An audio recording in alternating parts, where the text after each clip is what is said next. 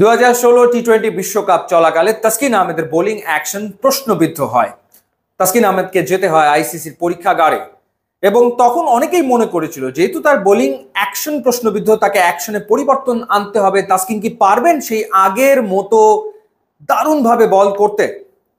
তাসকিন আহমেদ ফিরে এলেন তারপর ইনজুরি এবং 2019 বিশ্বকাপের দলে জায়গা না পেয়ে তাসকিন আহমেদের সেই কান্না হৃদয় ছুঁয়ে গেল বাংলাদেশের ক্রিকেট ফ্যানদের।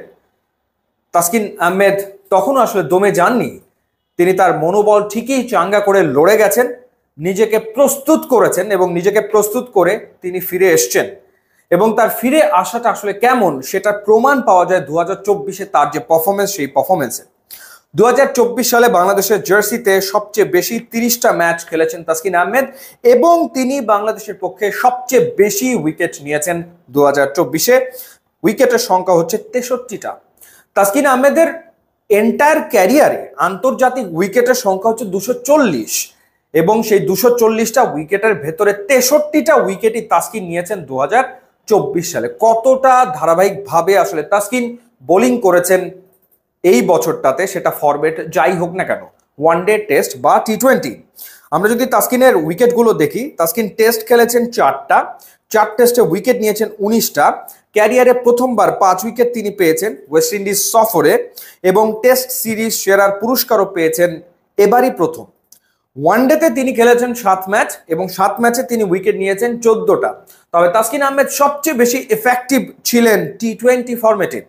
এই ফরম্যাটে 19 ম্যাচে 30 উইকেট নিয়েছেন তাসকিন আহমেদ, যেখানে গত 2 বছর মিলিয়ে টি-20তে তার উইকেট ছিল 29টা, 2024-এ তিনি উইকেট নিয়েছেন 30টা।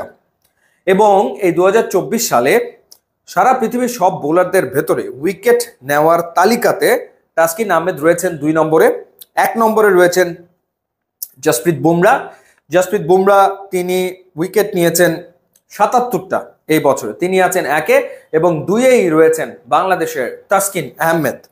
এবং আরো একটা তালিকাতে তাসকিন আসলে দ্বিতীয়, সেটা হচ্ছে যে 1 বছরে বাংলাদেশের হয়ে সবচেয়ে বেশি উইকেট নেওয়া বোলারের তালিকাতে 2010 সালে সাকিব আল হাসান তিনি 77টা উইকেট নিয়েছিলেন। 1 বছরে বাংলাদেশি বোলারদের ভেতরে উইকেট নেওয়ার দিক থেকে এটিই প্রথম স্থানে আসলে রয়েছে এবং দ্বিতীয় স্থানে রয়েছে তাসকিন আহমেদের এই 63টা উইকেট।